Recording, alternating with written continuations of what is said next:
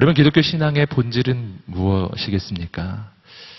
기독교 신앙의 본질은 남들보다 조금 더 잘 살게 되는 것이거나 혹은 인생이 성공하는 철학을 배우는 것이겠습니까?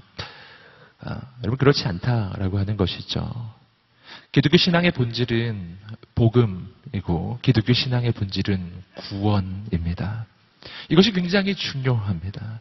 신앙생활을 한다는 것이 무엇인지에 대해서 그 정의를 정확하게 가지고 있을 때 우리는 어떻게 살아야 할지를 알게 되는 것이죠.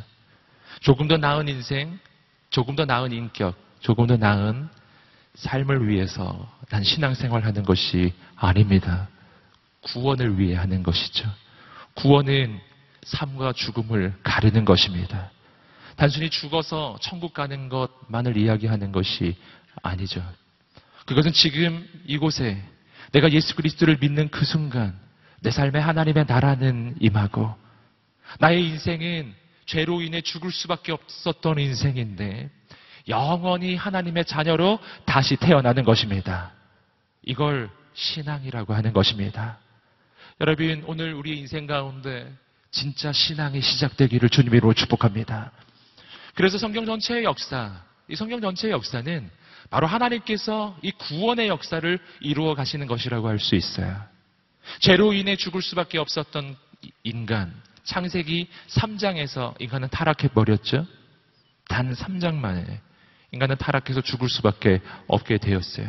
그 이후에 나오는 모든 성경의 역사는 바로 그렇게 죄로 인해 죽을 수밖에 없는 그 인생을 구원하기 위한 하나님의 구원의 역사라고 할 수 있습니다.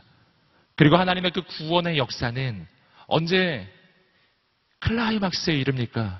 그것은 하나님께서 죽을 수밖에 없는 나를 대신해서 그 아들을 보내주신 사건이죠. 나를 살리기 위해서 그 아들을 대신 죽이는 사건.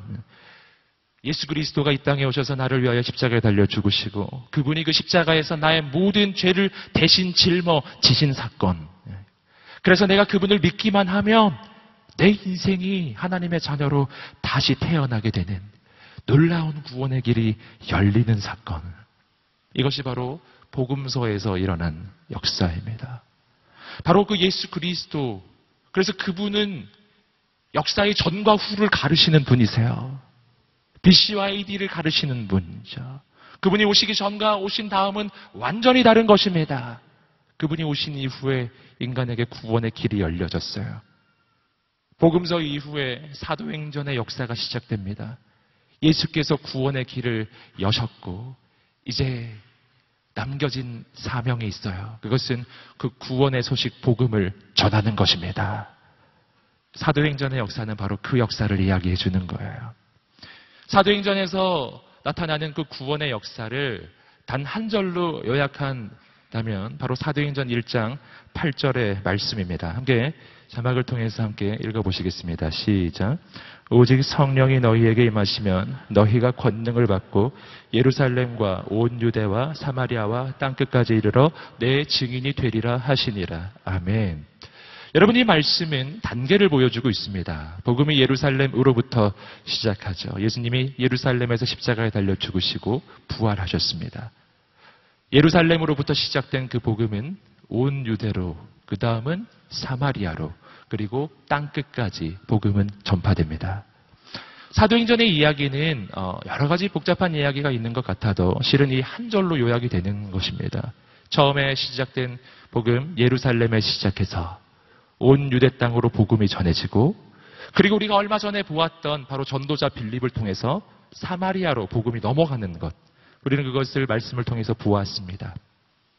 그리고 사마리아 땅에 머물렀던 그 복음이 이제는 이스라엘 땅을 벗어나서 이방 땅을 향해서 전파되기 시작합니다. 바로 사도행전 1장 8절의 말씀에서 예루살렘에서 온 유대로, 온 유대에서 사마리아로, 그리고 사마리아에서 땅끝까지 복음이 전파되는 그 과정에서 바로 그 땅끝까지 가는 과정, 그 전에 유대인들이 단 한 번도 생각해보지 못했던 일이죠.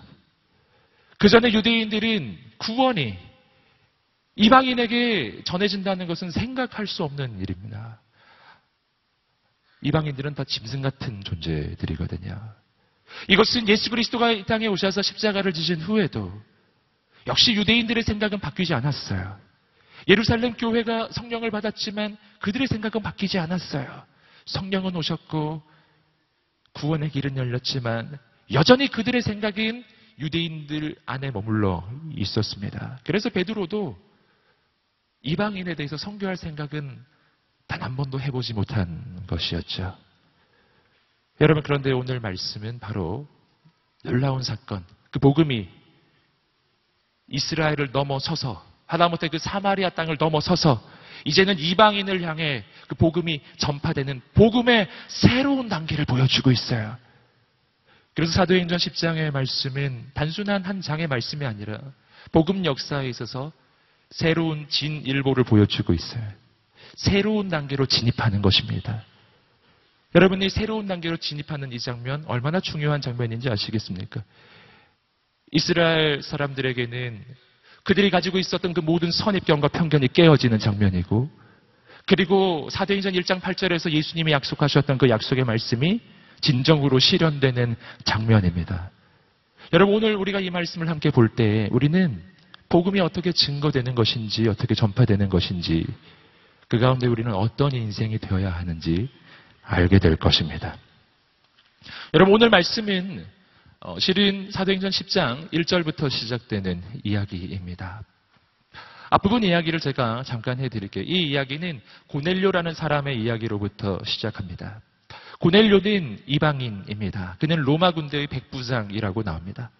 백부장이란 100명의 군대를 책임지는 사람이죠. 그는 리더예요. 근데 이방인의 리더이죠. 근데 성경은 이야기하기를 그는 그냥 단순한 이방인이 아니라 하나님께 기도하는 사람이었다고 이야기하고 있어요. 그는 기도하는 사람이었고 그는 구제하는 사람이었습니다. 그랬던 그에게 하나님의 천사가 찾아옵니다. 하나님의 메시지를 전해주어요. 요빠로 사람을 보내라. 요빠에 베드로라는 사람이 있는데 그 베드로를 모셔와라. 이것이 하나님께서 전해주신 음성이었습니다. 고넬료는 그 음성에 순종합니다. 사람을 보내요. 요빠로 사람을 보냈어요. 그 사람이 베드로에게 도착하기 바로 직전에 베드로에게 하나님께서 환상을 보여주십니다. 성경을 보시면 이때에도 베드로는 역시 기도를 하고 있는 중이었어요. 이제 막 기도를 하려고 하는데 하나님께서 환상을 보여주십니다. 하늘로부터 보자기가 내려와요. 그 보자기 안에 온갖 짐승들이 다 들어 있습니다. 막 기어다니는 것들, 날아다니는 것들, 온갖 짐승이 들어 있어요. 그런데 하늘로부터 음성이 들립니다. 이것을 잡아먹으라. 베드로는 그럴 수 없다고 이야기했어요. 왜냐하면 여러분, 율법에 보면은 레위기 율법을 보시면 먹을 수 있는 그 동물과 먹을 수 없는 동물이 엄격히 구분되어 있습니다. 이것이 율법이거든요. 정결한 동물과 정결하지 못한 동물이 있어요. 그래서 못 먹겠다고 하는 것이죠. 그때 하나님께서 해주신 말씀은 이것이죠. 함께 사도행전 10장 15절 함께 자막을 통해 읽어보겠습니다. 시작. 그러자 하나님께서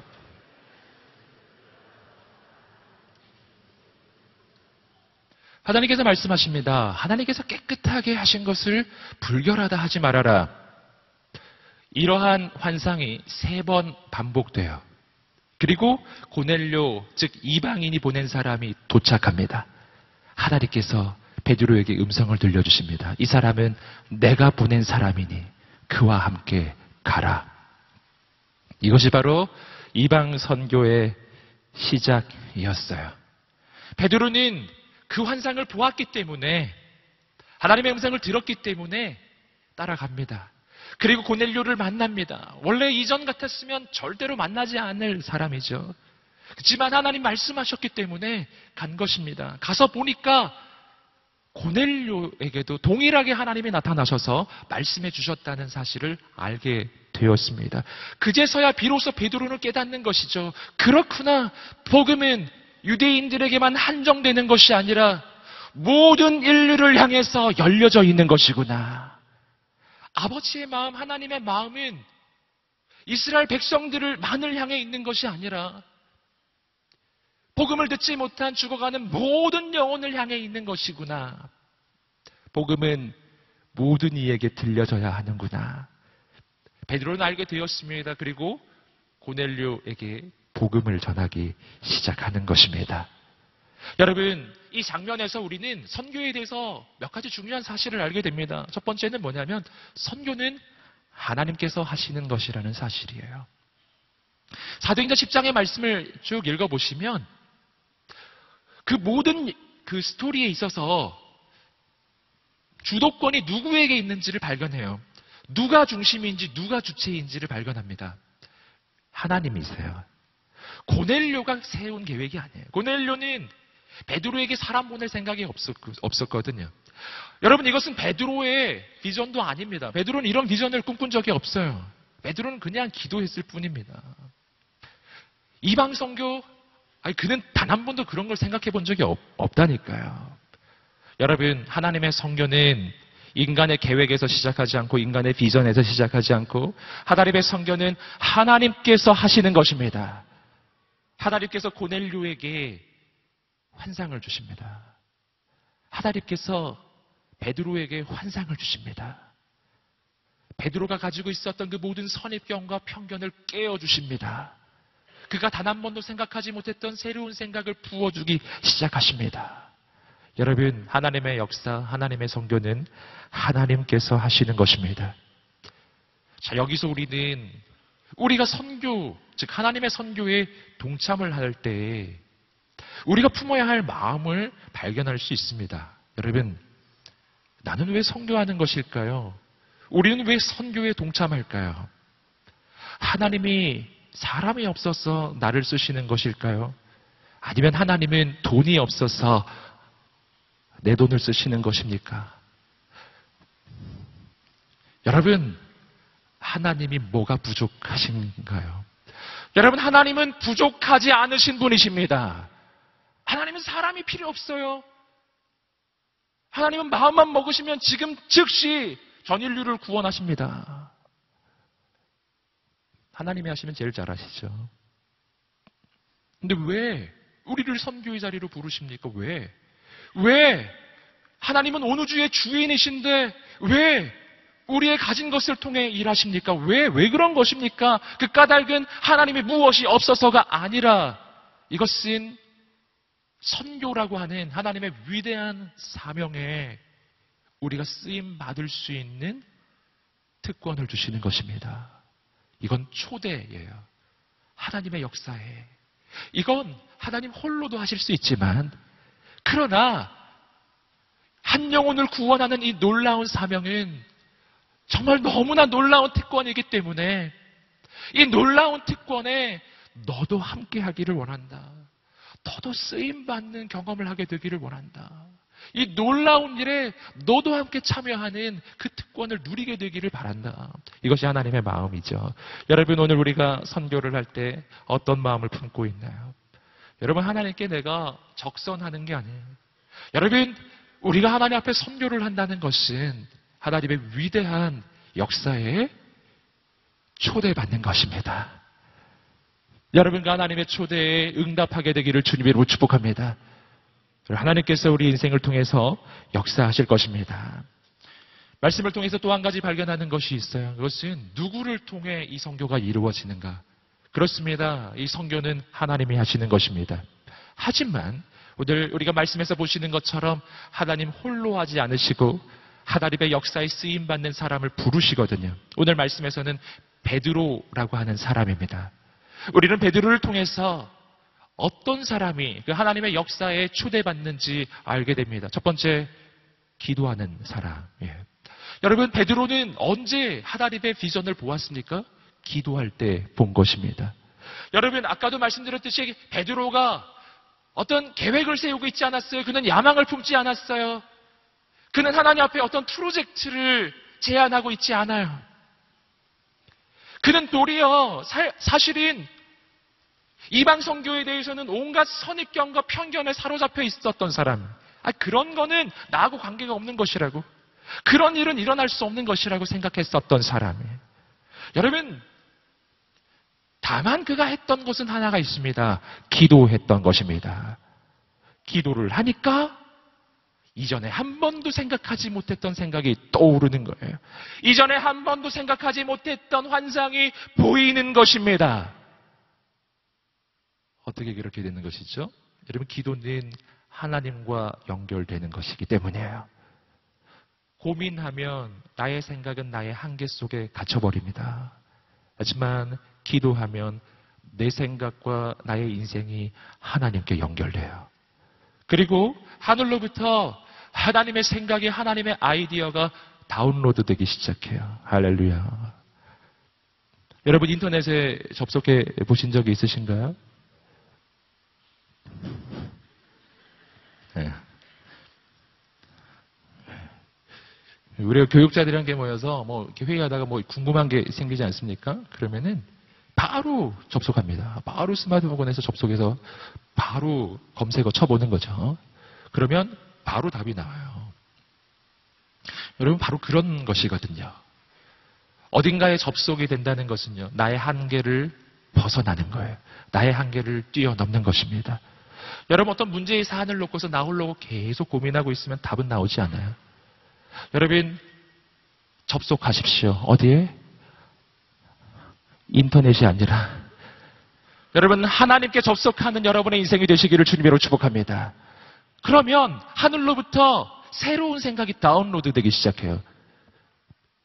베드로에게 있어서는 그것이 이방 선교였습니다. 그는 한 번도 생각해 본 적이 없었습니다. 근데 하나님이 생각나게 하시는 거예요. 선교는 유대인에게서 멈추는 것이 아니란다. 이 복음은 모든 인류를 향해 전해져야 하는 것이다. 할렐루야. 여러분, 오늘 우리가 그러므로 지금 당장 대단한 꿈과 대단한 소망을 품어야 한다는 것은 아니에요. 내 안에 어떤 그러한 선한 소망이나 선한 계획은 없습니다. 내 안에서 무슨 그런 대단한 게 나옵니까? 베드로 안에서도 나오지 않았는데. 여러분, 그러나 우리가 할 수 있는 것이 하나 있죠. 기도하시기를 주님으로 축복합니다. 기도는 하늘을 향해 내 영혼을 오픈하는 거예요. 그리고 하나님이 주신 생각을 내가 받는 것입니다. 새로운 생각이 떠오르기 시작할 거예요. 난 단 한 번도 할 수 없을 거라고 생각했던 선교. 그런데 기도하기 시작하니까 내 마음에 이런 생각이 떠올라요. 나도 FA 갈 수 있지 않을까. 할렐루야!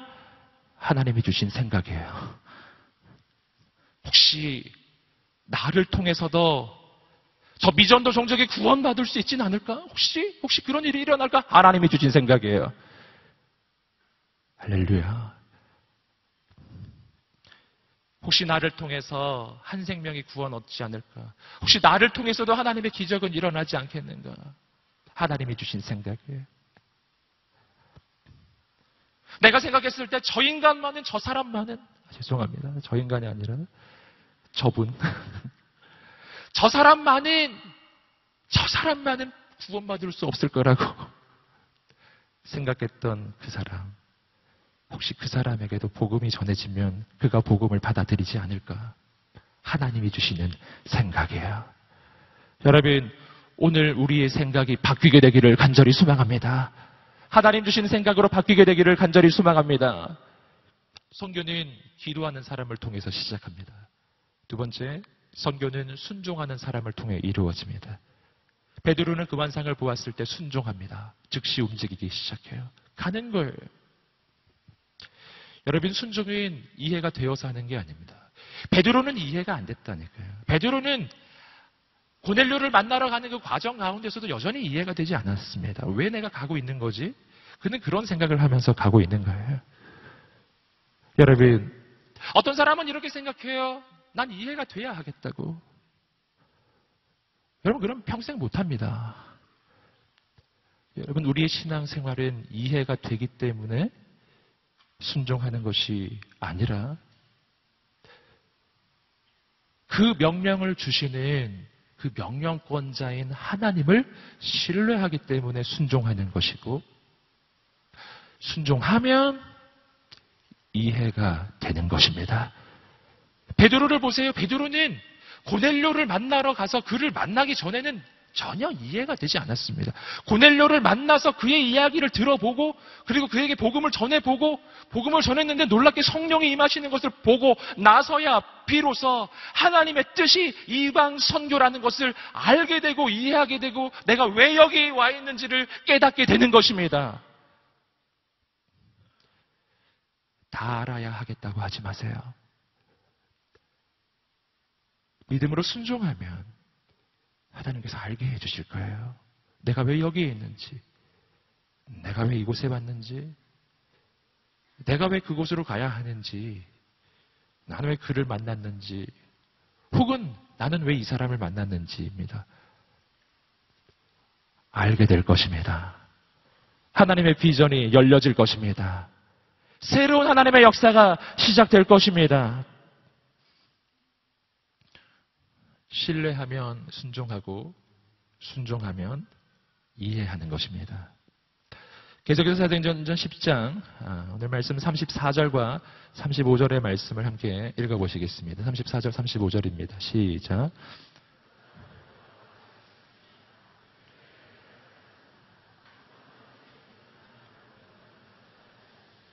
하나님을 경외하고 의를 행하는 사람들이라면 어떤 민족이든 받아주신다는 것입니다. 베드로가 드디어 깨달은 것이죠. 고넬료를 만나니까 알게 되는 거예요.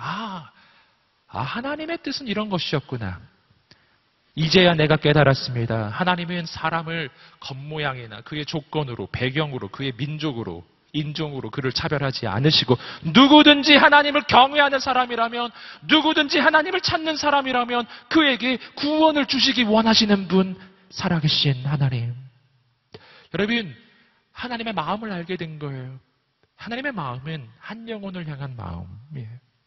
한 영혼이 가지는 가치는 그가 가진 조건이나 배경이나 환경이나 그가 가진 민족이나 인종이나 혹은 그가 가지고 있는 자격이나 이러한 것으로 차별되지 않습니다. 모든 영혼은 존귀합니다. 한 영혼은 너무나 귀합니다. 왜냐하면 이 땅에 있는 모든 사람은 하나님의 형상으로 지음받은 하나님의 작품이고, 그리고 하나님께서 그 한 영혼을 구원하시기 위해서 그의 아들 예수 그리스도를 기꺼이 포기하실 만큼 그만큼 가치 있는 영혼이기 때문이에요. 이것이 한 영혼의 가치입니다. 베드로는 드디어 깨달은 것이죠. 유대인들만 가치 있지 않고 이방인도 가치 있다는 것을. 하나님 아버지의 마음은 선택받은 백성들이라고 일컫는 그 유대인들만을 향해 있지 아니하고, 저 머나먼 나라, 죽어가는 저 머나먼 나라, 미전도 종족, 예수 그리스도를 단 한 번도 들어보지 못한 사람들, 인생의 문제는 있지만, 인생의 고통은 있지만 어떻게 해야 거기서부터 벗어날 수 있는지, 어떻게 해야 구원받을 수 있는지, 그 길은 도무지 알지 못하는 그 한 영혼, 바로 그 한 영혼을 향해 아버지의 마음이 있다는 것. 여러분, 이것을 베드로가 알게 된 것입니다. 여러분, 우리는 여기서 깨닫게 되는 것이죠. 선교는 한 영혼을 향한 마음에서 시작하는 것입니다. 저는 선교가 대단한 프로젝트를 세워야 시작되는 줄 알았어요. 저는 선교라고 하는 것은 최소한 그래도 대단한, 우리가 지금 말로만 듣는 사도 바울이라든가 오늘 말씀에 나오는 베드로라든가 윌리엄 캐리라든가 최소한 이 한국 땅에 왔던 언더우드라든가 이런 이름들을 우리가 떠올리면 우리는 거대한 프로젝트가 생각이 나지 않으세요? 이 거대한 계획, 거대한 야망, 거대한 비전, 한국 복음화 이런, 혹은 전 세계 복음화 이런 거대한 구호가 생각이 나지 않으세요? 그리고 그러한 거는 나하고는 별 관련이 없는 것이라고 그렇게 여기지 않으십니까? 여러분, 그러나 오늘 말씀에서도 그리고 선교의 역사에 있어서도 단 한 번도 선교의 역사는 그렇게 거대한 계획으로 시작된 적은 없어요. 선교의 역사는 언제나 한 영혼을 향한 마음으로부터 시작하는 것입니다. 한 영혼을 향한 마음. 사도 바울이 보았던 한 영혼. 그가 느로아에 도착했을 때 환상 속에 마게도냐 사람 한 사람이 나오죠. 건너와서 우리를 도우라. 한 사람을 향한 환상이었어요. 그는 기꺼이 그 바다를 건너가는 것입니다. 마게도냐 유럽 복음화의 꿈을 안고 간 게 아니에요. 유럽 복음화의 꿈을 안고 간 게 아니라 마게도냐에 있는 한 영혼을 보고 간 것입니다. 근데 그 한 영혼을 보고 간 그 발걸음을 통해 전 유럽이 복음화되는 것입니다. 할렐루야. 이것이 바로 하나님의 역사예요. 하나님의 역사는 언제나 한 영혼을 향한 마음에서 시작하는 것입니다. 성경은 그런 거예요. 제가 얼마 전에 터키에 라운딩을 다녀왔어요. 바로 우리 공동체에서 파송된 지체입니다. 그는 8기 FA 선교사였어요. 그런데 한 기를 더 연장했습니다. 원래 FA 기간은 6개월이죠. 근데 6개월의 기간을 더 연장해서 그 땅에 더 있기로 결정했어요. 왜 그런 결정을 했는가? FA 연장이 아니라 TP네요. FA에서 TP로 전환해서 그 땅에 1년 더 있기로 결정한 것이었어요. 그런 자매가 한 명 있었습니다. 왜 그런 결정을 했는가? 한 6개월 했으면 충분하게 이제 돌아와도 되잖아요. 안 돌아오기로 한 거예요. 그 결정을 했던 이유는 한 영혼 때문이었어요. FA 6개월의 기간 동안 그가 한 명의 터키인을 전도했습니다. 예수님 믿었어요. 그 한 영혼을 그냥 두고 올 수가 없는 거예요. 그 한 영혼. 그가 이제 교회 다니기 시작했는데 못 두고 온 거예요. 그래서 그는 FA에서 TP, 터닝포인트, 단기 선교사로 전환했어요. 터닝포인트는 1년이거든요. 원래 6개월에서 시작해서 1년으로 전환한 거예요. 그가 전도했던 그 한 사람이 얼마나 많은 주위에 있는 사람들을 전도하고 있는지 몰라요. 할렐루야. 여러분, 바로 그런 거예요. 내가 어떻게 한 나라를 품을 수 있습니까? 내가 어떻게 한 민족을 품을 수 있습니까? 이것은 그 민족에 대해, 그 나라에 대해 정보 파악을 하고 정치, 경제, 사회, 문화를 탐구해가지고 보니까 이 나라가 적합해. 이렇게 가는 게 아닌 것이었어요. 그곳에서 만난 한 사람이, 한 영혼을 향한 사랑이, 한 영혼을 향한 그 사랑이 나로 하여금 그 땅에 남게 하는 것입니다. 제가 한 전도사님 만났습니다. 그 전도사님 선교에 헌신한 전도사님인데 그는 지갑에 아프가니스탄 국기를 붙이고 다니고 있더라고요. 어떻게 그런 마음을 품었는지 그는 정말 선교에 전 인생을 바치기로 결단했어요. 이제 곧 선교를 나가실 예정이에요. 왜 그런 일을 하셨는지 들어봤어요. 한 영혼이었어요. 그가 아프가니스탄을 마음에 품은 이유, 다른 이유가 아닙니다. 아프가니스탄의 정치, 경제, 사회, 문화, 어떤 그 땅에 있는 어떤 객관적인 어려운 상황들을 보면서 이 나라 참 어려우니까 가야지, 이게 아니었던 거예요. 그가 아프가니스탄에 아울리치를 간 적이 있었던 것입니다. 아울리치를 가서 그 땅에 있는 한 소년을 만난 거예요. 그 소년이 그를 환대해 주었어요. 집으로 데리고 가고 같이 밥을 먹고 함께 하룻밤을 잔 것입니다. 그 한 영혼이, 그 한 영혼 때문에 그는 아프가니스탄을 마음에 품고 그리고 그 이후의 모든 삶을 선교에 헌신하겠다고 결정한 것이었어요. 한 사람입니다. 여러분, 선교는 한 영혼을 향한 사랑에서 시작하는 것입니다. 그 사랑의 마음이 있으면 우리는 한 나라를 품을 수가 있고 그 나라에 갈 수가 있고 그 나라에 남을 수도 있는 거예요. 내 인생 전부를 쏟아 넣어서 한 영혼이 천국 간다면 잘 산 것입니다. 잘 산 거예요. 내 인생을 쏟아부어서 한 영혼이 살았으니까요. 손해는 아니잖아요. 여러분, 오늘 우리 인생이 무엇을 위해 살아갑니까? 오늘 우리가 한 영혼을 품게 되기를 간절히 소망합니다. 제가 얼마 전에 어떤 사역을 진행을 했었어요. S로 시작하는 사역인데요. 밝혀드리게 되겠네요. 샤이닝 글로리 사역을 제가 담당해서 하지 않습니까? 얼마 전에 진행했던 샤이닝 글로리 사역을 할 때 저는 이번 샤이닝 글로리 사역을 통해서 정말 새로운 경험을 했어요. 그곳에 참여했던 지체들이 여기 좀 많이 계실 것 같은데 여러분은 눈치를 못 채셨겠지만 그 샤이닝 글로리의 한 중반 정도까지 저는 정말 마음이 어려웠어요. 티는 내지 않았지만 참 마음이 힘들었습니다. 왜냐하면 이전 같은 기름 부으심이 느껴지지 않는 거예요. 분명 이전에는 이보다 더 깊은, 더 놀라운 하나님의 기름 부으심이 분명 있었는데, 이상하게 이전 같지 않은 거예요. 모든 사람이 다 프로그램이 그냥 정상적으로 잘 진행되고 있고 괜찮다고 생각하고 있었지만 저는 정말 마음이 어려웠어요. 사역자가 언제 제일 인생이 힘든지 아시겠어요? 그것은 무언가 사역이 진행이 되는데 거기 하나님의 임재가 느껴지지 않을 때, 그때처럼 힘들 때는 없습니다. 전 정말 죽고 싶더라고요. 정말 살아서 돌아와서 다행입니다. 뭐가 지금 잘못된 건지 모르겠더라고요. 하나님 앞에 정말 간절하게 기도했어요. 제가 기도해서 안 돼가지고 다 같이 기도하자 그러고 봉사자 전체 금식하자고 하고, 저 때문에 봉사자들이 좀 고생을 했어요. 기도하면서 한 가지 사실을 깨달았어요. 이것은 다른 이의 문제가 아니라 바로 나의 문제라는 것이었어요. 내 문제였어요.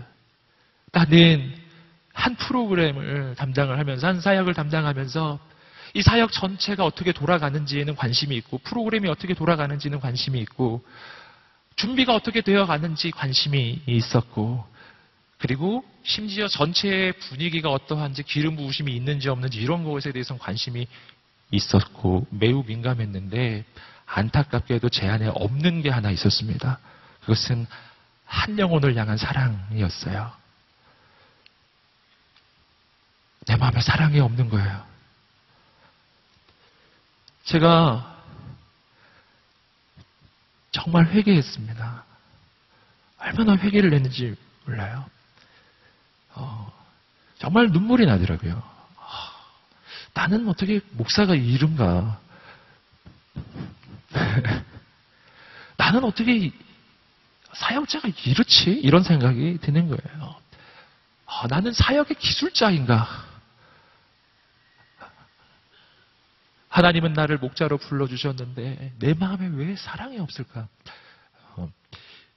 하나님 앞에 정말 회개하고 하나님의 사랑을 달라고.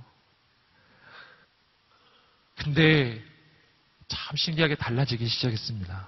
제 마음에 사랑이 생기더라고요.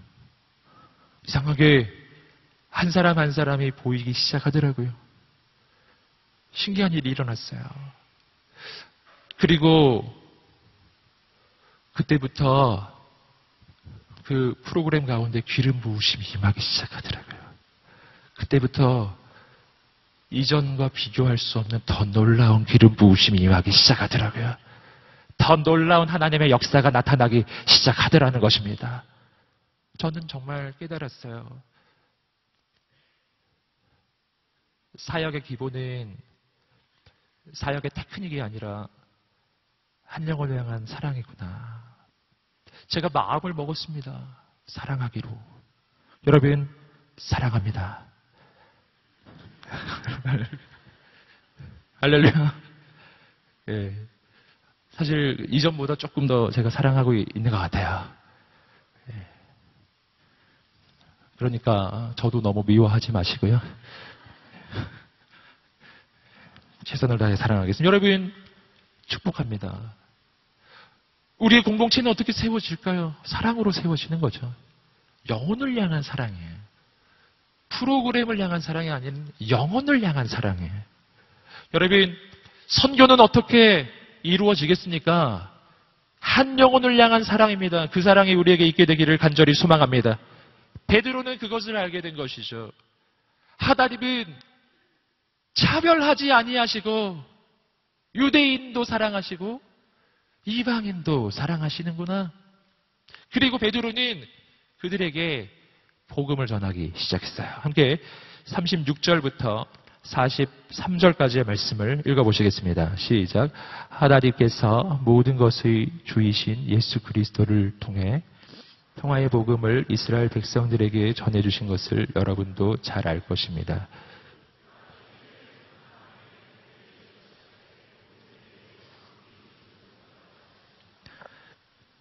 하나님께서 나사렛 예수에게 성령과 능력으로 기름 부으신 것과 하나님께서 예수와 함께 하심으로 예수께서 선을 행하시고 마귀의 능력 아래 짓눌려 있던 사람들을 모두 고쳐주시며 두루 다니셨습니다. 우리는 예수께서 유대 사람들의 땅과 예루살렘에서 하신 모든 일의 증인입니다. 그들은 예수를 나무에 달아 죽였지만 하나님께서는 3일째 되는 날 예수를 살리셔서 사람들에게 나타나게 하셨습니다.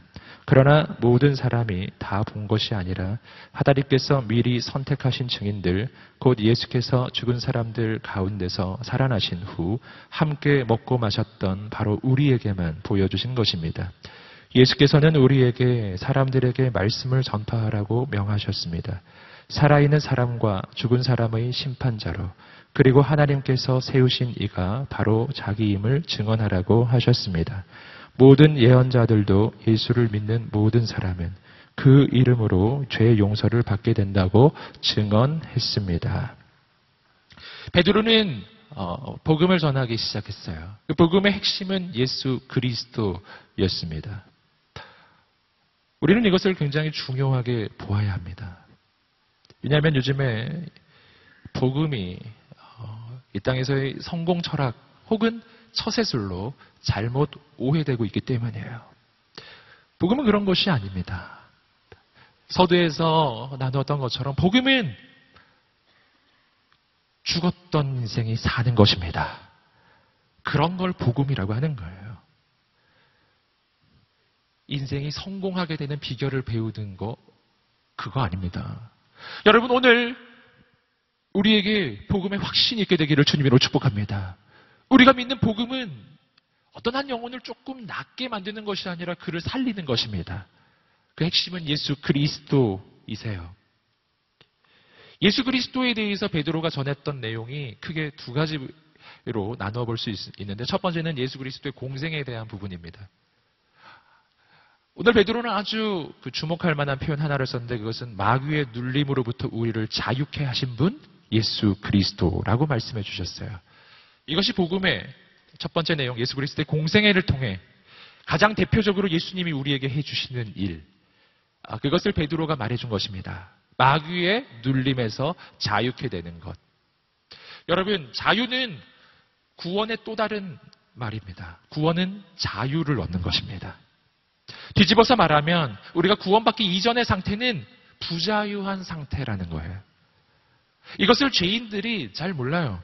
우리가 세상 속에 있을 때 잘 모릅니다. 자유롭게 죄를 짓는다고 생각하시죠? 아닙니다. 자유롭게 죄를 짓는 것이 아니라 죄를 안 지을 자유가 없는 것이죠. 죄 말고 다른 것을 선택할 자유가 없는 인생, 이걸 죄인이라고 부르는 것입니다. 진짜 자유는 무엇입니까? 내가 하지 말아야 할 일을 하지 않을 수 있는 자유. 나 이거 분명히 하면 안 되는 거예요. 근데 벌써 하고 있는 거예요. 이건 부자유한 것입니다. 나 이거 하면 안 되는 거예요. 그러면 NO라고 말할 수 있고 거절도 할 수 있고 안 할 수도 있어야 해요. 반대로 이야기하면 내가 무언가를 해야만 해요. 그런데 아무리 해도 안 되는 인생이 아니라 무언가 해야만 하는 일이 있다면, 하나님 원하시는 뜻이 있다면 그 뜻을 선택할 수도 있어야 해요. 이걸 자유라고 하는 것입니다. 의를 행할 자유, 죄를 거절할 자유예요. 여러분, 오늘 우리에게 자유가 있게 되기를 주님의 이름으로 축복합니다. 할렐루야. 이 자유는 하나님의 자녀만이 갖는 것입니다. 세상 사람은 가질 수 없어요.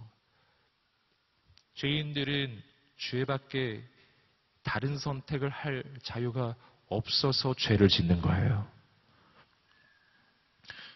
주는 영이시니 주의 영이 계신 곳에는 자유가 있느니라. 여러분, 오늘 우리는 죄의 노예였지만 하나님의 자녀가 되었습니다. 왜냐하면 나를 위한 몸값이 치루어졌거든요. 노예는 몸값이 치루어지면 해방되는 거예요. 내 몸값은 2000년 전에 나를 위해 죽으신 예수 그리스도의 보혈입니다. 다시는 돌이킬 수 없는 거예요. 나를 위해 치루어진 몸값이 너무 크거든요. 불가능해요. 여러분, 우리의 구원은 취소될 수가 없는 것입니다. 오늘 우리 인생이 자유케 되었음을 선포합니다. 아멘. 자유하십시오. 내가 자유케 되는 또 한 가지 이유가 있어요. 그 까닭은 주의 영이 임하셨기 때문이에요. 하나님의 영이 임하시면 어둠의 권세, 죄악의 권세가 떠나갈 것입니다. 귀신이 떠나갈 것입니다. 이 시간 모든 음란의 영이 떠나갈지어다.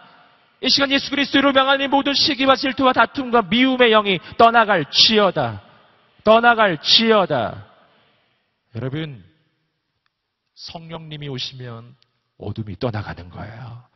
그때 자유가 오는 것입니다. 여러분, 풀려나시기를 주님의 이름으로 축복합니다. 여러분, 예수 그리스도를 통한 구원의 복음의 소식, 또 한 가지 베드로가 강조했던 것은 십자가와 부활이죠. 그분은 죽으시고 부활하신 분이세요. 그리고 그것을 통해 우리의 죄의 용서가 이루어집니다. 여러분, 우리는 죄 때문에 죽을 수밖에 없는 존재인데 어떻게 죄 용서함을 받죠? 죄의 대가가 십자가에서 치루어졌기 때문이에요.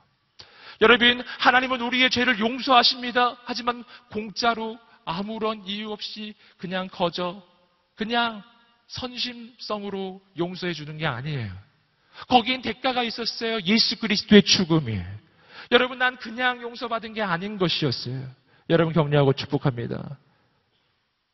대가가 치러졌기에 하나님이 주시는 용서는 진실하고 대가가 치루어졌기 때문에 그 하나님이 주신 용서는 돌이킬 수 없고 대가가 치루어진 용서함이기 때문에, 그러므로 이 용서함의 효력이 발휘되려면 내가 그 사실을 믿어야 해요. 오늘 예수 그리스도가 나를 위해 죽으셨다는 것을 믿으시기를 주님으로 축복합니다. 그 순간 내 인생에 자유가 임할 것입니다. 함께 계속해서 사도행전 10장 44절부터 마지막 48절까지 말씀을 읽어보시겠습니다. 시작. 베드로가 이렇게 말하고 있을 때 말씀을 듣고 있던 모든 사람에게 성령이 내려왔습니다. 베드로와 함께 온 할례 받은 신자들은 성령의 은사를 이방 사람들에게까지 사람들이 방언으로 말하고 하나님을 찬양하는 소리가 들렸던 것입니다. 그때 베드로가 말했습니다. 이 사람들도 우리와 마찬가지로 성령을 받았으니 물로 세례 주는 것을 누가 막을 수 있겠습니까? 그래서 베드로는 그들에게 예수 그리스도의 이름으로 세례를 받으라고 명했습니다. 그 후 그들은 베드로에게 자기들과 함께 며칠 더 머물러 갈 것을 간청했습니다. 여러분, 베드로가 복음을 전하기 시작했을 때 일어난 현상이 있습니다. 성령이 임하시기 시작한 거예요. 성령님이 임하시고, 그리고 고넬료의 그 집안의 사람들이 은사를 받기 시작한 거예요. 오늘 말씀에서 구체적인 표현으로는 방언을 말하기 시작했다고 되어 있어요. 여러분, 여기서 아주 신기한 사건을 우리가 발견하는 것이죠. 언제 성령의 은사가 임하는가? 우리가 뭐 간절히 부르짖으면서 막 기도할 때 그때 성령의 은사가 임할 것 같은데, 오늘 말씀은 다르게도 임한다는 것을 알 수 있습니다. 말씀이 선포되는 중에, 그들이 그 말씀을 듣고 있는 중에, 그 중에 성령의 은사가 임하기 시작한 거예요. 할렐루야, 할렐루야. 저는 우리 여호사 공동체의 예배에 그런 역사가 있게 되기를 간절히 소망합니다. 간절히 소망합니다. 말씀이 선포될 때 바로 지금 성령님이 임하게 되기를 간절히 소망합니다. 은사가 나타나게 되기를 소망합니다. 아멘. 여러분, 여기서 우리는 말씀과 성령의 관계를 발견하는 거예요. 말씀이 선포되는 중에 성령이 임하십니다. 말씀과 성령은 서로 깊이 연결되어 있어요. 말씀만 있고 성령이 없지 않고 성령만 있고 말씀이 없어서도 안 된다는 것입니다.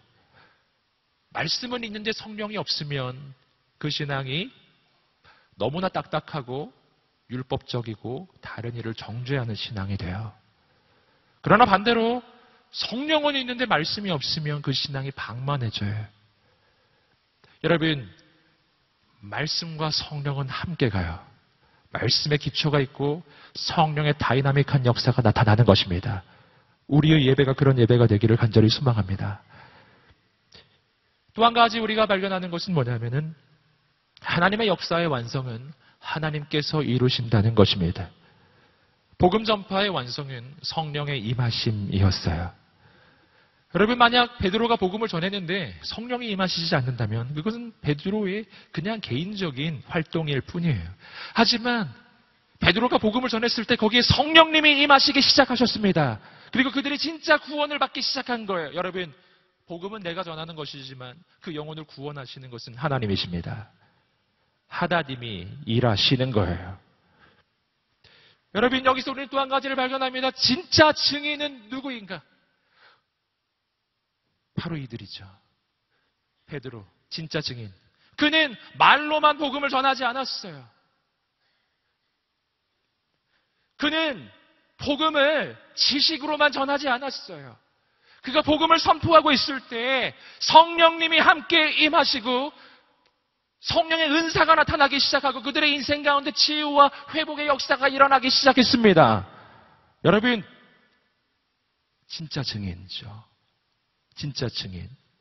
예수님을 바로 보여주는 사람들. 진짜 예수 그리스도의 증인들. 그들은 예수님에 대해서 말만 하는 사람이 아니에요.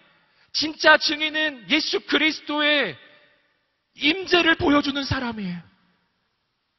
그가 가는 곳에 하나님이 임하시고 그가 가는 곳에 성령님이 임하시고 그가 움직이는 그곳에 귀신이 떠나가고 그가 가는 가정에 하나님의 나라가 임하고 그가 가는 직장에 하나님의 역사가 일어나는 것입니다. 진짜 증인이에요.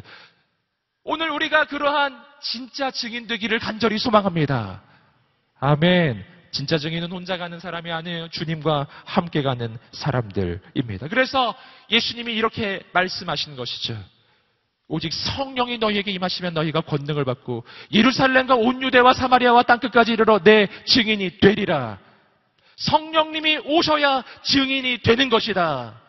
증인은, 세상에서의 증인은 혼자 가는 거예요. 하지만 예수님의 증인은 성령님과 함께 가는 증인이에요. 내가 증거하고 나와 함께 하시는 성령님이 함께 증거해 주시는 것입니다. 진짜 하나님이 살아계신지 안 살아계신지, 진짜 하나님의 역사가 있는지 없는지, 진짜 구원이 일어나는지 안 일어나는지 나와 함께 가시는 성령님이 역사하실 것입니다. 진짜 증인. 그는 혼자 가지 않아요. 저는 여러분 격려하고 축복합니다. 오늘 우리 예배 가운데 주의 영을 받게 되기를 간절히 소망합니다. 예수 그리스도를 바로 보여주는 사람들, 그는 성령의 사람이에요. 여러분, 오늘 우리는 말씀을 통해서 어떻게 복음이 증거되는지 보았습니다. 다시 한번 정리해보면 먼저 기도하는 인생이 되어야 된다는 것이고요. 기도해야 한 영혼을 향한 아버지의 마음을 알게 돼요. 또 한 가지는 순종이에요. 아버지의 마음을 알았는데 움직이지 않는 사람이 있어요. 여러분, 그러면 하나님의 역사가 안 일어납니다. 하나님은 일하십니다. 우리를 영광스러운 부르심에 초대합니다. 여러분, 한 영혼을 구원하고 세상을 변화시키는 그 하나님의 역사에 여러분 동참하지 않으시겠어요? 순종하기만 하면 되는 거예요. 내가 순종하면 나를 통해 하나님의 역사가 일어날 것입니다. 여러분, 오늘 우리의 인생에 부르심의 목적이 있습니다. 그것은 하나님이 전 인류의 역사를 이끌고 가시는 목적과 동일해요. 그것은 복음의 전파예요. 선교는 우리의 신앙에 있어서 많은 여러 가지 활동 중에 하나가 아니에요. 선교는 나의 존재의 목적이고 내 신앙의 목적에 해당하는 것입니다. 선교는 교회가 진행하는 여러 가지 사역 중에서 한 파트가 아니에요. 선교는 교회의 존재 목적입니다. 그러므로 선교하지 않는 교회는 교회가 아닌 것이고 복음을 전하지 않는 그리스도인은 그리스도인이 아닌 거예요. 여러분, 오늘 우리의 인생이 진짜 그리스도인이 되기를 간절히 소망합니다. 반응하십시오. 주님의 부르심에 반응하십시오. 주님의 영광스러운 부르심에 순종하십시오. 순종하십시오. 여러분, 우리의 젊은 날 복음을 위해 1년을 구별합시다. 제가 이 말 하기 참 어려웠는데 오늘 한 가지 생각이 떠올랐어요. 왜냐하면 우리는 1년 구별 잘해요. 우리는 어학연수를 위해서도 1년을 구별해요. 우리는 여행을 위해서도 1년을 구별하더라고요. 세계 일주를 위해 1년 휴학. 세계 일주를 위해서 직장 내려놓고 이런 거. 어학연수를 위해서 직장 내려놓고. 여러분, 어학연수를 위해서 휴학하고 우리 그렇게 하잖아요. 여러분, 저는 오늘 이 예배의 시간에 우리 젊은 날 결정을 했으면 좋겠어요. 나는 왜 살아있습니까? 아무도 스스로 사는 사람 없어요. 아무도 자신의 생명을 스스로 만든 사람 없어요. 하나님이 생명 주셔서 살아있는 것입니다. 나 지금 어떻게 살아있죠? 하나님이 내 심장을 뛰게 하시기 때문에 지금 살아있는 것입니다. 내 시간은 나의 것이 아니요, 나에게 이 생명을 주신 하나님의 것이에요. 원래 하나님의 것이잖아요. 왜 내 것처럼 여기죠? 내 것이 아닌데? 내 것이 아니잖아요. 이건 하나님이 주신 선물이에요. 내 평생을 하나님이 선물로 주셨는데 그 중에 1년을 하나님께 드리지 못하시겠어요? 여러분, 오늘 우리가 결정하게 되기를 원해요. 내 평생의 시간 너무 길죠? 어학연수를 위해서도 1년을 구별하는데요. 우리가 하나님의 영광을 위해 우리의 인생을 구별하기를 소망합니다. 복음을 위해, 한 영혼을 구원하기 위해, 세상을 살리기 위해 우리 인생을 드리지 않으시겠어요? 원래 내 것이 아니었는데. 어차피 우리에게 있는 모든 것은 다 아버지의 것이잖아요. 아버지께서 내게 다 주신 것인데요. 내 인생의 본질을 내가 안다면 내가 어찌 하나님 앞에서 내 것이라고 주장하겠어요? 저는 오늘 이 시간에 우리의 인생의 본질을 보기를 원합니다. 언제까지 이렇게 살 수는 없어요. 언제까지 이 비본질적인 것들 때문에, 세상의 허튼 가치들 때문에 내 인생을 허비할 수는 없어요. 아니, 그렇게 무가치한 것들을 위해서도 인생을 드리는데 어떻게 한 영혼을 위해서는 드릴 수가 없는 것일까요? 저는 우리가 오늘 이 시간에 다시 한번 결정하게 되기를 소망합니다. 아버지, 오늘 내가 아버지의 마음을 품게 하여 주시옵소서. 한 영혼을 구원하는 하나님의 역사에 쓰임받게 하여 주시옵소서. 오직 성령이 너희에게 임하시면 너희가 권능을 받고 예루살렘과 온 유대와 사마리아와 땅끝까지 이르러 내 증인이 되리라. 성령님이 임하시면 모든 것이 달라질 것입니다. 성령님, 오늘 이 시간에 임하여 주시옵소서. 우리에게 아버지의 마음을 부어 주시옵소서. 한 영혼을 향한 사랑을 부어 주시옵소서. 우리의 마음에 새로운 하나님의 비전을 부어 주시옵소서. 오늘 그렇게 하나님의 성령의 역사를 사모하는 하나님의 사람들, 나의 인생을 통해 하나님의 역사에 쓰임받기를 원하는 거룩한 사람들, 나를 통해 이 시대가 바뀌고 한 영혼이 구원받는 역사가 일어나기를 소원하는 하나님의 사람들 자리에서 한번 일어나 보시겠습니다. 하나님, 내가 하나님 앞에 결단합니다. 결정합니다. 아버지 하나님, 쓰임받게 하여 주시옵소서. 한 영혼을 구원하고 이 시대를 변화시키는 하나님의 역사에 쓰임받는 거룩한 성령의 사람이 되게 하여 주시옵소서. 우리 함께 주 앞에 두 손을 들고 간절히 주여 세 번을 치며 성령님 오셔서 나의 인생을 하나님의 역사에 쓰임받도록 인도하여 달라고 간절히 기도하겠습니다. 주여, 주여, 주여. 할렐루야. 하나님 아버지, 은혜를 내려주시옵소서. 길이 부어주시옵소서. 하나님 아버지, 도와주시옵소서. 하나님 아버지, 은혜를 내려주시옵소서. 하나님 거룩하신 하나님 아버지, 은혜를 내려주시옵소서. 하나님 붙잡아 주시옵소서. 하나님 아버지의 마음아 내 모든 삶 당신의 삶 되기를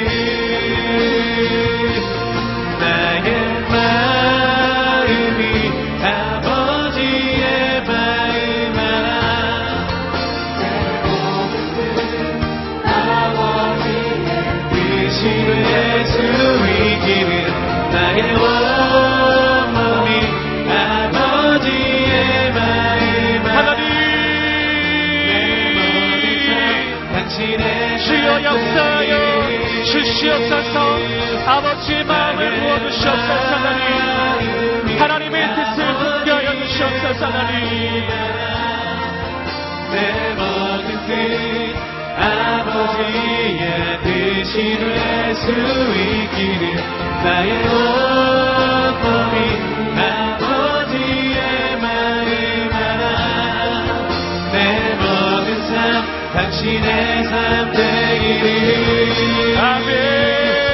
나의 마음이 아버지의 마음 알아 내 모든 뜻 아버지의 뜻이 될 수 있기를 나의 온 몸이 아버지의 마음 알아 내 모든 삶 당신의 삶 되기를 나의 마음이 아버지의 마음 알아 내 모든 뜻 아버지의 뜻이 될 수 있기를 나의 온 몸이 아버지의 마음 알아 내 모든 삶 당신의 삶 되기를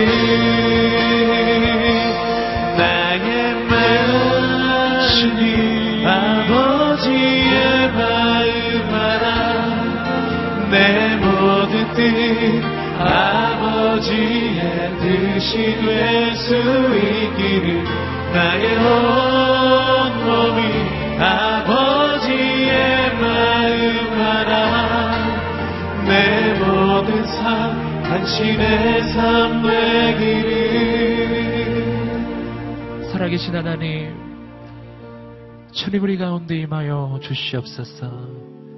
살아계신 하나님, 아버지의 마음을 품게 하여 주시옵소서. 우리가 기도하면 우리의 영혼이 하나님께 접속됩니다. 그리고 내 마음에 이전에 생각할 수 없었던 생각이 나기 시작해요. 떠오르기 시작해요. 여러분, 이 시간에 주님께서 당신에게 주신 그 마음을 가지고 한 번 더 기도하기를 원합니다. 아버지, 나를 사용하여 주시옵소서. 우리 가운데 그 누구도 하나님의 보냄을 받지 않은 사람은 없습니다. 모두 다 하나님의 보냄받은 자입니다. 하나님이 나를 여기에 보내셨고, 하나님이 나를 그 가정에 보내셨고, 그 직장에 보내셨고, 그 학교에 보내셨습니다. 그리고 하나님은 나를 복음이 없는 곳으로 죽어가는 영혼에게 보내십니다. 주님, 나를 통해 우리 가정과 학교와 직장이, 나를 통해 한 영혼이 살아나게 하여 주시옵소서. 주님, 나를 사용하여 주시옵소서. 하나님, 나를 통해 민족이 살게 하여 주시옵소서. 열방이 살게 하여 주시옵소서. 내 마음에 그 하나님의 꿈과 소망과 비전을 부어 주시옵소서. 나는 할 수 없을 거라는 그 생각을 내려놓게 하여 주시고, 나의 한계가 깨어지게 하여 주시옵시고, 나를 통해 이루어 가실 하나님의 구원의 역사를 보게 하여 주시옵소서. 우리의 삶과 인생을 의탁하며 가정과 직장과 민족과 열방을 주 앞에 의탁하며 다시 한번 기도하며 나가겠습니다. 그리고 특별히 여러분 가운데 주님, 나를 복음이 없는 이전도 종족에게, 열방에게 보내어달라고 고백하는 선교에 헌신하는 마음이 있는 사람이 있다면 그분들은 주 앞에 두 손을 높이 들고 기도하며 나아갔으면 좋겠어요. 우리 함께 기도하면서 주 앞에 나아갈 때 주여 세 번을 외치시며 아버지, 나를 통해 생명이 살아나게 하셔서 기도하겠습니다. 주여, 주여, 주여, 주여, 주여, 주여, 소망과 주여, 주여, 주여, 주의 뜻 이루소서.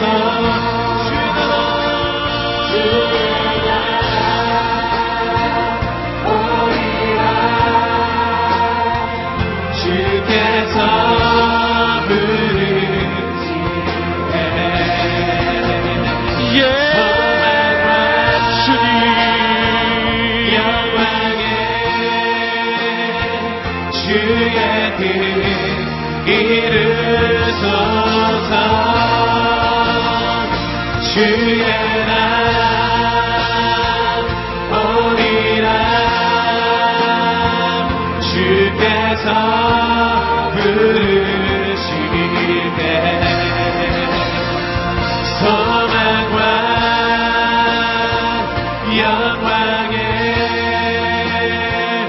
주의 뜻 이루소서.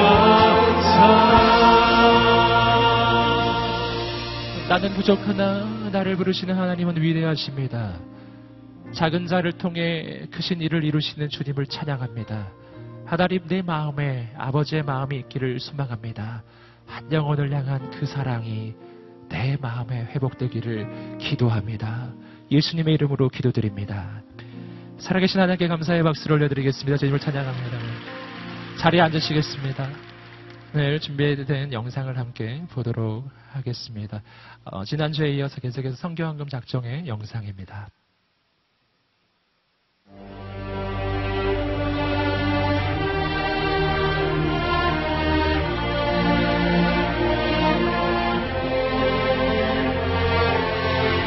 예수님 말씀하셨어요. 내가 안전해 보이는 길, 자기 생명을 구하려는 길을 선택하면 그게 위험한 길이다.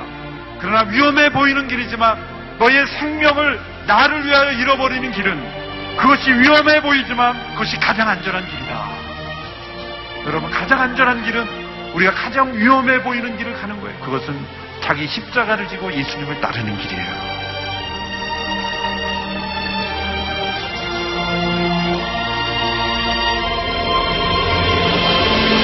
나에게 복음을 전해준 사람처럼 나도 복음을 전하면 살아야겠다라는 마음밖에 없었습니다. 그런데 이슬람권에 가장 복음이 전해지지 않았다는 말을 듣고 어느 지역을 갈까 하다가 베르베르 종족에 가장 복음이 전해지지 않았다는 말을 듣고 그쪽을 가게 되었던 것입니다.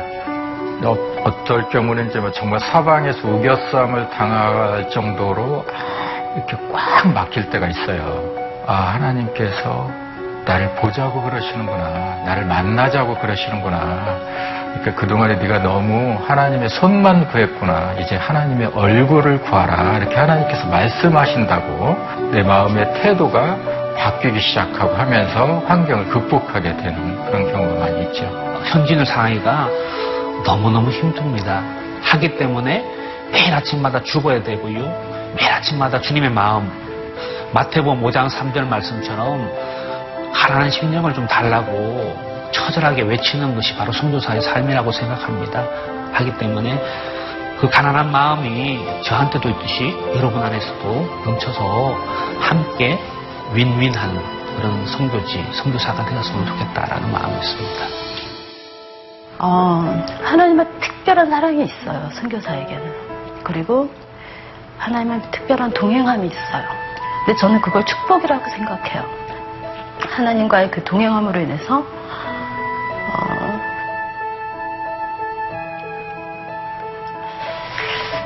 그 세밀하신 하나님의 만지심, 세밀하신 하나님의 음성, 그런 것들은 포기할 수 없죠.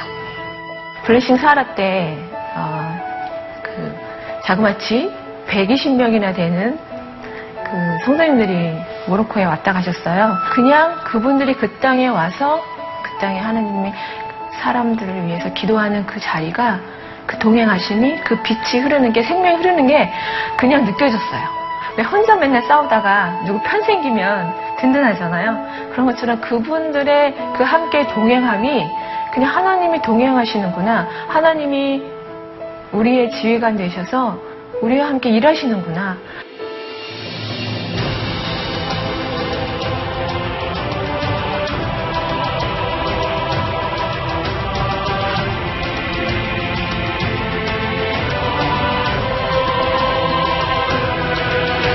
우리 모든 선교사님들, 단지 보내는 것으로 만족하는 교회가 아니라 우리 모두가 선교사로 동역하며 기도하며 헌신하는 우리 모두가 되게 하여 주시옵시고, 우리의 공동체, 우리의 차세대, 우리의 예배, 우리의 모든 모임이 선교적 사명감에 불타 만나는 저희들이 되게 하여 주시옵소서.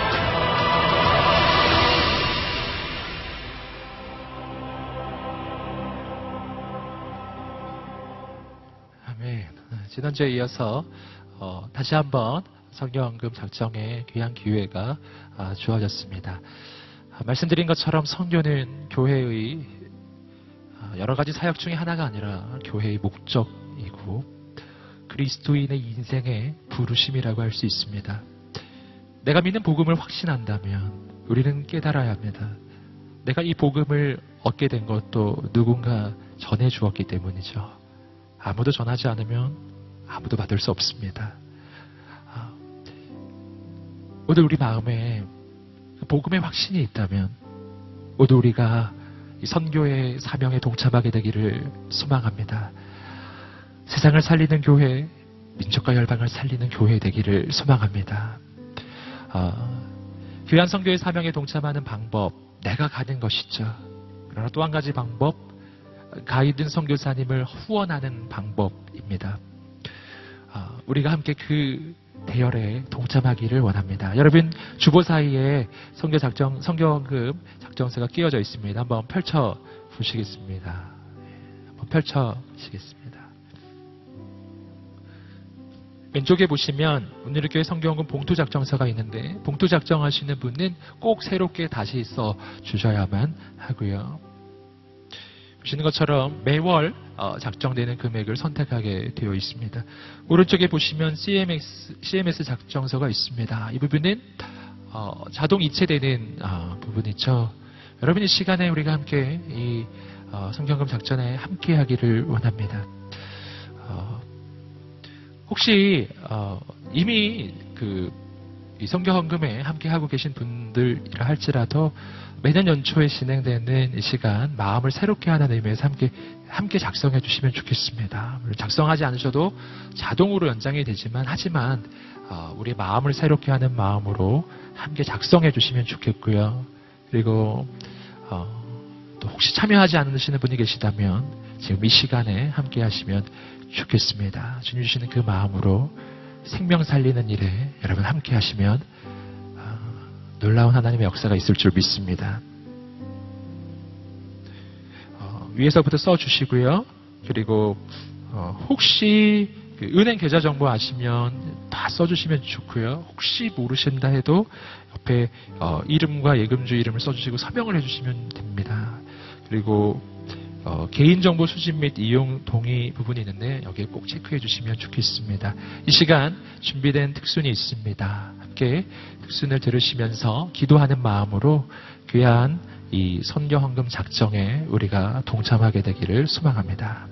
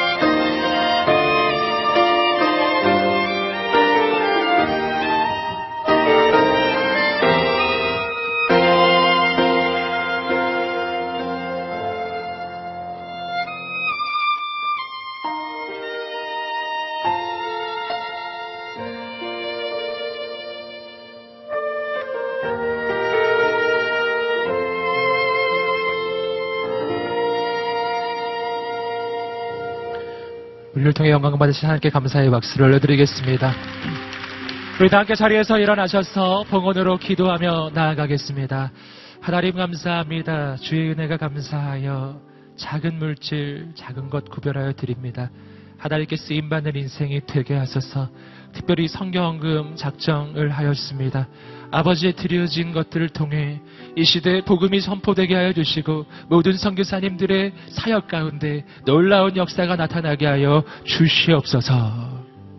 지금은 우리 주 예수 그리스도의 은혜와 하나님의 사랑과 성령의 교통하심이 하나님의 선교의 역사에 쓰임받기로 결단하는 모든 하나님의 사람들 머리 위에, 이 민족과 열방과 선교사님들 머리 위에 지금부터 영원까지 함께 하시기를 간절히 축원하옵나이다. 아멘.